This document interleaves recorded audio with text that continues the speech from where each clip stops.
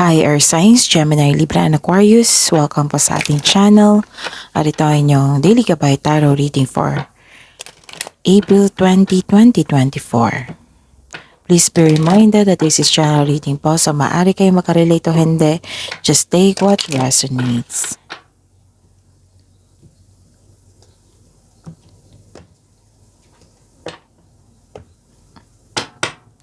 Gamitin ang reading na ito bilang gabay lamang.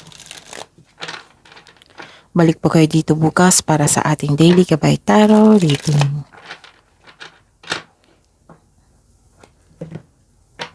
Please like, subscribe, and click the bell button for notification para updated po kayo sa daily tarot reading natin.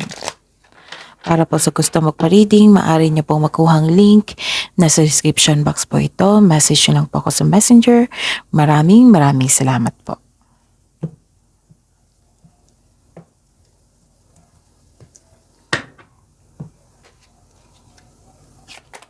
Spirits Guide, mga ganap po sa araw na ito para po kay Gemini, Libra, and Aquarius ngayong April 20, 2024.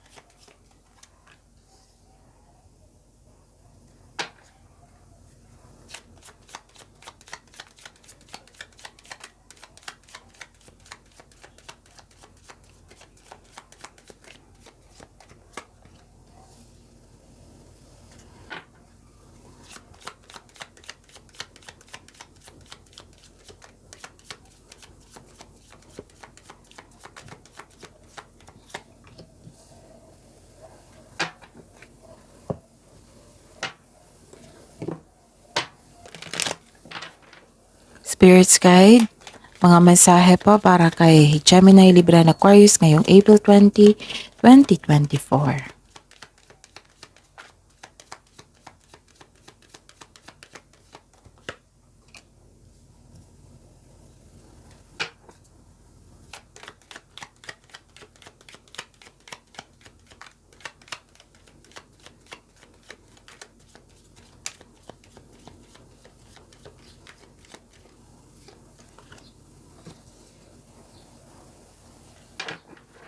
Okay, Gemini, Libra, and Aquarius. Ngayong April 20, 2024, may nakita ko ditong nag-staycation kayo sa bahay. Pwedeng umuwi kayo sa bahay para makapag-relax.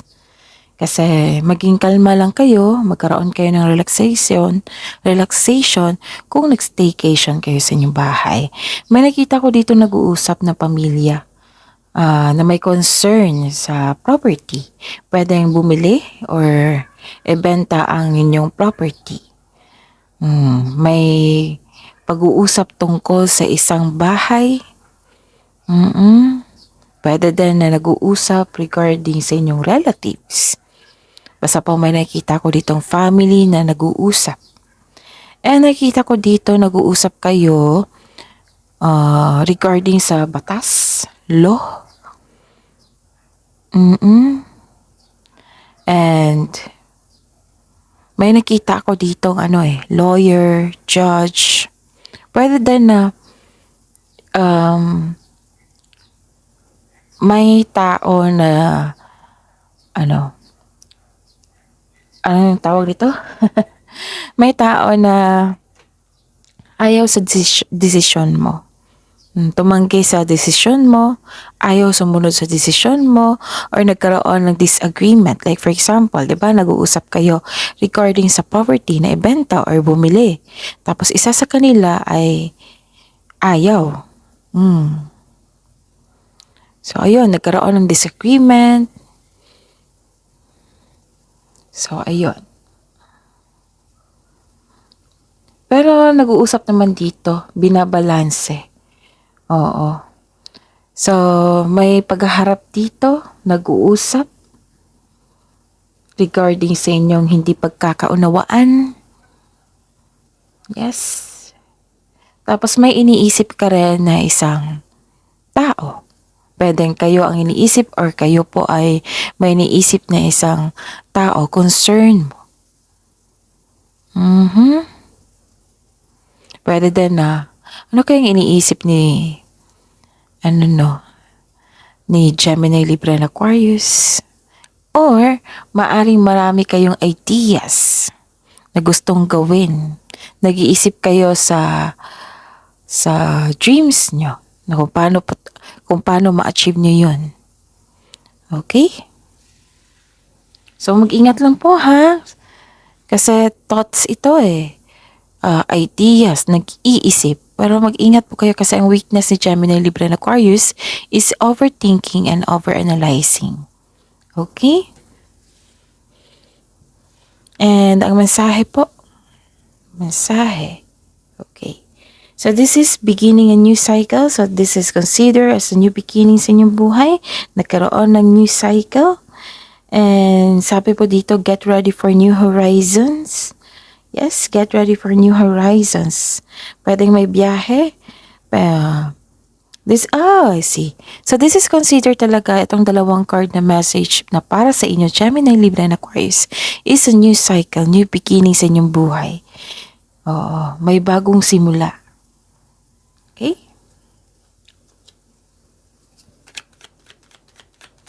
Spirits Guide, ano po ang energy ni Gemini, Libra, and Aquarius ngayong April 20, 2024?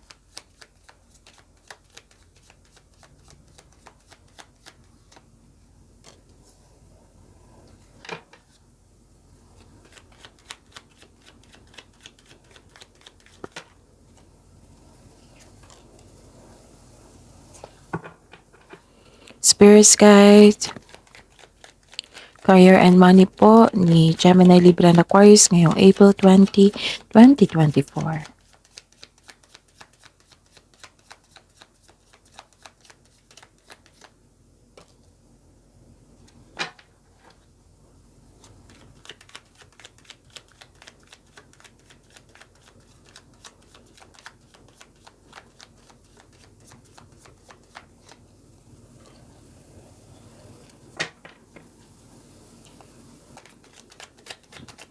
Spirits Guide, Love Life, Self-Love, Partnership, and Romance ni Gemini, Libra, and Aquarius ngayong April 20, 2024.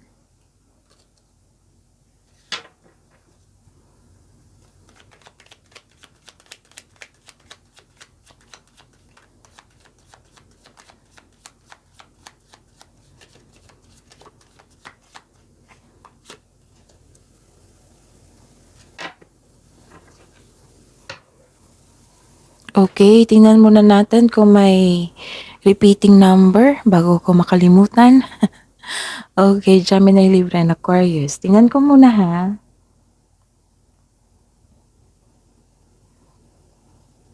So, meron 77 and 2222. Tatlong 2. Okay. So, ayan. So, before that, please visit our channel po. Scroll down nyo lang po. May dalawang video po tayo. Okay?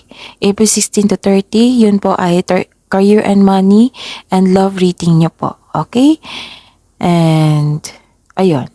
Career and money and love reading. And Gemini, good news po para sa inyo kasi may nag-request and sponsored by Miss M. For 10 days.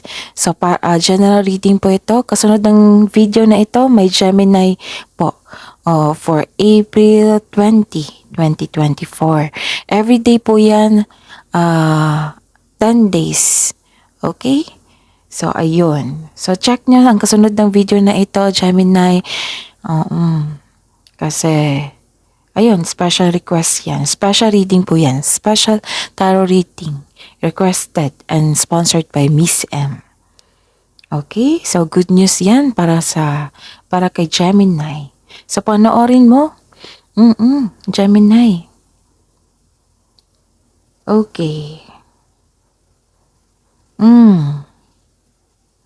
And by the way, bago ko makalimutan. Open na po yung schedule natin for booking. Para po sa gusto magpo-personal reading, i-check nyo po yung description box nasa baba ng video na ito. May nakapost na link dyan. I-click nyo yan and message me sa messenger for schedule or for booking or for inquiry. Okay? Yung link po is connected na talaga sa Messenger. Kung meron kayong Messenger, i-click nyo po yan. Wag po kayo mag-search sa Facebook kasi hindi nyo makita. Diyan lang po sa link na mismo na pinost ko dyan sa description box. Okay? Okay. So, ayun. So, simula tayo sa 7, 7 and may tatlong 2. Okay, 7, 7. Okay, 7, 7 lang. So, Gemini, Libra, and Aquarius, the spiritual meaning of 7, 7 is a symbol of spiritual awakening, higher purpose, and good luck. Ang ganda naman. Gemini, Libra, and Aquarius. So, this is good luck, spiritual awakening, and higher purpose. Okay?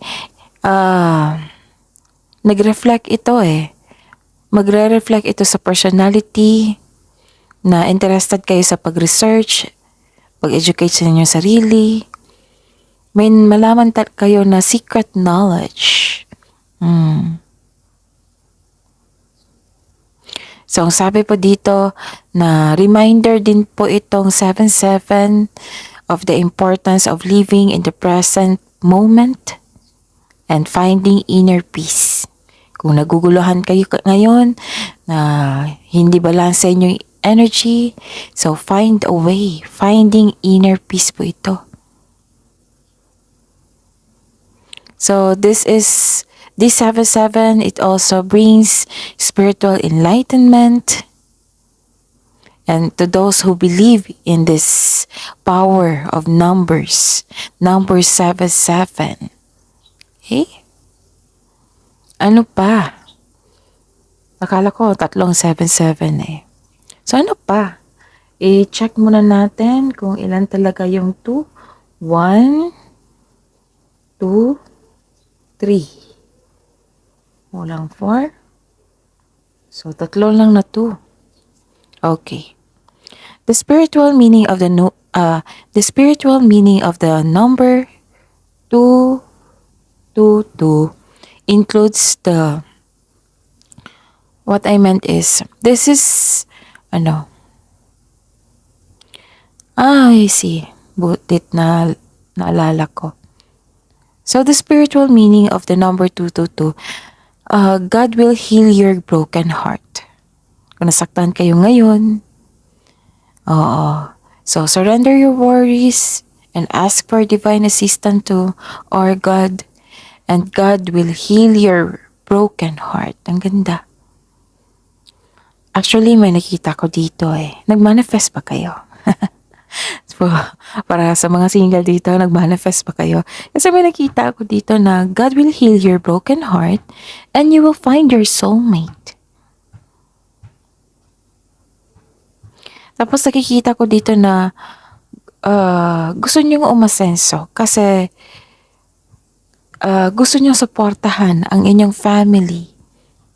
Nagkaroon dito ng care you care deeply about your family. Nagkaroon ng cooperation, pagkakaisa with yourself and others. So this is a clarification na nagkaroon kayo ng inner peace, inner wisdom, and malakas inyong intuition. Nagkaroon po ng balanse, harmony, and manifestation. Kaya nga nagtaka ako na si Gemini, Libra, and Aquarius, alam ko, some of you, sa malabalo naman sa mga single dito, nag-manifest kayo ng soulmate. And sa mga kasi nung nakaraang araw, mga ilang days na yun, na broken-hearted kayo. And most of you may nalala sa past, may nagpaalala sa inyo. And na-recall yung past, kung gaano kahirap, kung gaano kabigat. And some of you thankful sa mga naranasan nyo before kasi, oo nga, masakit siya, pero maraming learnings. Yun ay, nag-matured ka dahil sa mga pangyayari. And may nakita ko dito, nagsumbong ka. Sinuko mo yung lahat, yung worries mo. And nakita ko talaga dito na God will heal your broken heart. You will find your soulmate. So, tandaan nyo yan ha, yung meaning ng 222. Kasi minsan makakalimutan ko eh. Kasi focus ako sa mga mensahe dito. Minsan talaga makalimutan ko. Okay, tandaan nyo po yan. Okay, proceed na tayo.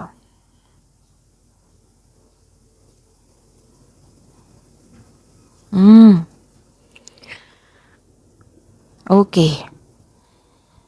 Actually, kahapon to, kung hindi ako nagkakamali. Yung nanloko sa inyo, ang taong nanloko sa'yo, nagbago na, na-enlighten na, siguro guilty. Pero wala akong nakikitang magsasorry dito, pero tingnan natin kasi may ibang cards pa po kayo. Basta po nakikita ko dito na enlighten na po siya. Guilty. And some of you, nabibigatan po, nagkaroon ng pag-uusap ng pamilya kasi nabibigatan ka sa responsibilidad. Yung hindi mo kayang mag-isa, natapusin yung proyekto, yung gawain, o akuhin lahat yung responsibilidad. Yan yung sabi mo sa inyong family.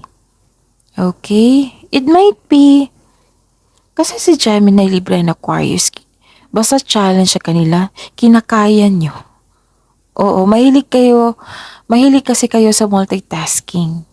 Ang ayaw nyo lang, yung storbo sa inyong trabaho, yung manghistorbo, yung may mangungulit. Ayaw nyo yan. So, kung nakaresonate kayo, comment down. Pero yan yung pagkakilala ko kay Gemini, Libra, and Aquarius. Kasi marami kayong ideas eh. Kung may sinagstorbo sa iyo, nawala kayo sa thoughts nyo, sa iniisip nyo. Minsan may inis kayo, maaanoy kayo. Okay? And actually, ang sabi dito na kailangan nyo mag-connect sa inyong intuition. Palakasin nyo. And I consider na lahat naman tayo na marunong mag-connect sa ating intuition kasi halos araw-araw ko yan sinasabi sa inyo kung paano. Actually, may nangyari po. Tapos nagkaroon lang ng pag-ignore kasi busy kayo. Pero nakita ko dito confused kayo. So connect to your intuition. Palakasin nyo. And so this card tells you na connect to your intuition. Ito yung sabi ko sa kanina sa inyo na kung nag-iisip kayo, kung nag-overthink kayo, kung nag-iisip kayo, huwag kayo mag-overthink or mag-overanalyze. 'Di ba? Kasi you put yourself on danger eh. Pero nakikita ko dito talaga na nagkaroon ng overthinking and overanalyzing the situation. Instead na magkaroon ka ng tiwala sa iyong sarili, nagre-rely ka sa guidance sa opinion ng iba. So this is also means wala kang alam sa mga pangyari, you refuse to look within kasi busy po kayo. Yan pong sabi. It might be, alam mo na may taong hindi totoo sa inyo, alam mong may nangyari, in-ignore mo kasi busy po kayo. Yun. So ano pa? So sa career and money tayo. Yan ha, kailangan makawala kayo sa overthinking na iyan, overanalyzing. I-notice nyo, how to stop overthinking, i-notice nyo yung paulit-ulit na lang na pag-iisip na walang solusyon. Yan. Notice when you're stuck in your head, yung mga destructive thought patterns, yung paulit-ulit na walang problem solving. Ngayon na-notice mo na. So keep the focus on problem solving. Challenge your thoughts. Kung nahirapan kayo, schedule mo yung time for reflection. And mag-search kayo regarding sa mindfulness skills. Kasi nakatulong yan sa mga nag-overthink, yung weakness nyo kasi is overthink and overanalyzing kasi hindi ko kayo masisisi niyan kasi matalino kayo. Marami kayong ideas na gustong gawin, marami kayong iniisip, gusto nyo maging perfect eh. Syempre ba naman, marami kasi yung ideas. So that's normal pero yun nga lang, huwag niyong pahirapan ng inyong sarili basta kasi ang over is nakakasama na yan sa inyo. Kung nahirapan kayo change the channel, iba na naman. And train your brain na kung may nag-iisip kayo ng isang na sitwasyon na na-bother kayo, give problem solving agad. Yung magkaroon ng problem solving, give a solution. Okay? So thinking is good, overthinking is too much. Get out of your head and explore the world. Kasi kung too much kang nakatutok sa overthinking and overanalyzing, malay mo may dumating sa opportunity na hindi mo napansin. Tapos biglang nawala kasi hindi mo napansin. Kasi overthinking and overanalyzing can steal your happiness, opportunity. This is a self-destruction kasi. Itong pag-overthink. It can destroy opportunities for happiness. Okay? Ayun. So, kailangan nyo makawala dyan. Kaya yan. Basta po may pinag-isipan kayo, kasali na yan.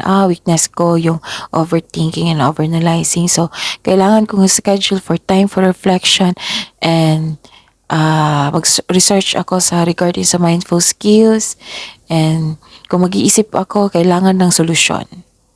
Yon. And please be reminded, Gemini, Libra, and Aquarius, wag kayong magkaroon ng stagnation for whole day na wala kayong ginagawa. So, kailangan maging productive pa rin kayo, okay? Para may expectation tayo sa next day na may marireceive kayo na magandang bunga, ganon. So, yun ha. Okay. So, nabanggit ko na yung 7-7, right? I think nabanggit ko na eh. Kasi lumabas na naman sa akin dito. So, ano pa?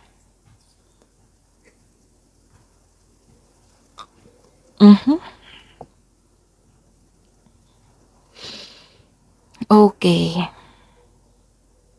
So, sa career and money, disappointed ka sa isang tao na hindi niya nabigay yung promise niya.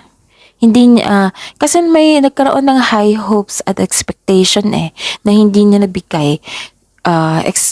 Nakikita ko dito, disappointed ka. Siguro nag-promise ito sa inyo na hindi niya nabigay. Siguro may deadline na hindi niya nabigay. So, disappointed kayo. Tapos, ito yung sabi ko sa inyo na wag masyado mag-overthink kasi it can steal your opportunity. Kasi may nakita ko dito na may offer din dito. May offer na hindi nagkaroon ng improvement. What I meant is hindi nagpatuloy. Siguro natagalan sa pagdidesisyon. So, please, Gemini, Libra, and Aquarius, kung mag-isip kayo, huwag niyong habaan na abutin ng isang, 1 week or 1 month, ganon. Kasi maaring hindi to nagpatuloy Kasi may siguro, matagal kang gumawa ng desisyon. And may concern kayo sa isang tao sa regarding sa career and money nyo na hiningal mo ng tulong pero tinanggihan ka, hindi siya handang magbigay ng tulong sa iyo. So, disappointed ka. And gusto mo maging perfect Perfect yung mga gawain nyo dyan. So, that is very normal. I consider that as strength. Itong pagka-perfectionism ni Gemini, Libra, and Aquarius. Yes, I consider that is a strength. Kasi perfectionism, meaning matalino. Meaning, binabalanse nyo or gusto nyo mas best na solusyon, mas best na idea, mas best na choices, ganon. Pero kailangan lang talaga nagpagbalanse. Pag sobra na, siguro yan na yung weakness nyo. Okay? So, for me, I consider that as a strength. Kasi matalino yan marami kayong alam na solusyon. Ang problema na lang is gusto mo yung perfect choices, perfect right decision, ganon. naging wais din kayo. Actually, naghihintay kayo dito kasi may nakita ko dito na may expectation kayong magandang bunga sa inyong mga ginagawa. Nakikita mo yung magandang bunga. So, this is growth and patience. Nakikita ko dito na malapit mo nang maabot ang iyong goal sa buhay. Wow. Actually, lumabas ito. I am sure lumabas ito sa weekly nyo. Malapit mo nang maabot ang iyong goal sa buhay.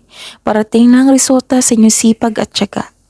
Yes, naghihintay at malapit ka nang mag-harvest. Ang ganda, no? Tapos, yes, this is the clarification na may disappointment na nangyari. Disappointed ka sa current situation mo ngayon or sa current job nyo or sa taong tumanggi sa inyo. Feeling mo dapat level up ka na. Feeling mo parang delayed na masyado. So this card tells you na parte ito ng proseso. Sabi po ng card, have faith, patuloy mo lang ang pagsisikap, pagsisipag sa trabaho. Dahil nakikita ko naman dito na check yung sigurado nakikita ko yung sigurado dito na check ma-achieve mo yung gusto mong posisyon o kasaganahan sa buhay. So, kailangan lang ng mahabang pasensya, exercise your patience. Okay? And nakikita ko dito na malapit na. Nakikita mo na navivision mo na ang ganda ng bunga. Nakikita mo na ang ganda ng bunga, maganda ang resulta sa inyong mga ginagawa. So, yung sabi ko kanina, naparating na ang resulta sa inyong sipag at tiyaga. Mag-harvest na naman kayo. Kasi kahapon, harvesting yun Ngayon, mag-harvest na naman kayo. Wow! So, claim nyo yan Gemini, Libra, and Aquarius. Kasi ang ganda. You're very close to seeing the tangible results sa inyong efforts. Kaya huwag kayong mag-give up. And stay positive and be grateful. Okay? So, sa love life tayo. Okay. It might be this is the clarification of your card here na anong tawag dito? Nagkaroon kasi ng choices dito and regarding sa future plan. May ilan dito na naging impatient or nagkaroon ng lack of planning. So, anong gagawin nyo? Magkaroon ng mahabang pasensya at siguruhin na konkretong plano yan.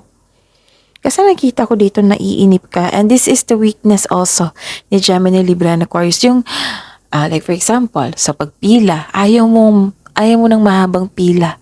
Kasi maiinip ka. So, that is very, very normal po. Normal lang po iyan. Baka ilan sa inyo nagtataka, bakit ba ako ganito? Normal lang po iyan sa signs nyo. Naiinip ka na at mabilis na pagkilos. Tapos, sabi dito, magdahan-dahan lang po daw sa pagsasaliksik. Okay. May hinihintay kang tao dito na gumawa ng hakbang bago ka kumilos. Ano yan? Hinihintay mo yung partner mo? Kasamahan mo dyan sa bahay?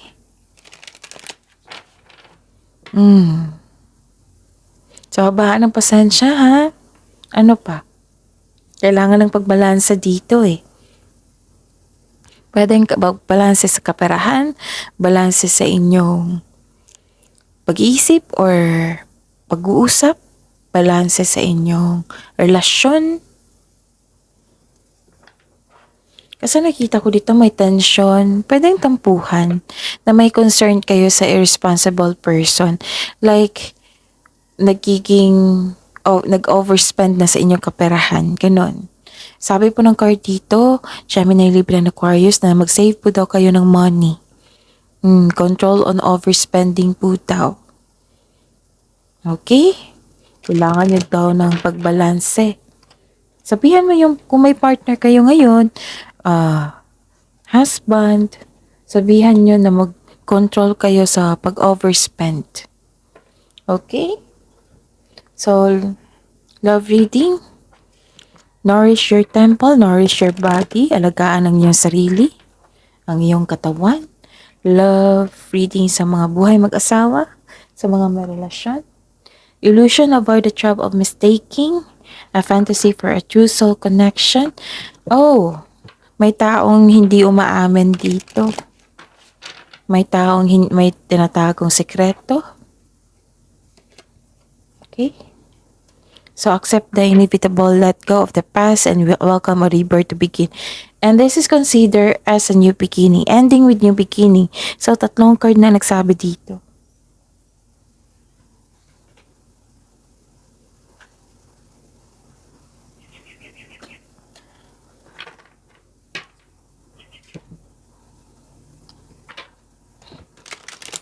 May nakita talaga ako dito sa love life nyo na may tension na naganap, na may naging irresponsable. Maaring may tampuhan or argument. So this is the clarification of your card here na nagkaroon ng disagreement, tampuhan, argument. Ganon. And good news, wow! You may soon receive an important but very unexpected gift. Ang ganda! Unexpected gift. Accept this with deep respect. Someone has sacrificed a lot to help you upon open doors and grow. A lot of things will change for the better. Hindi lang itong regalo ha, pwedeng tulong.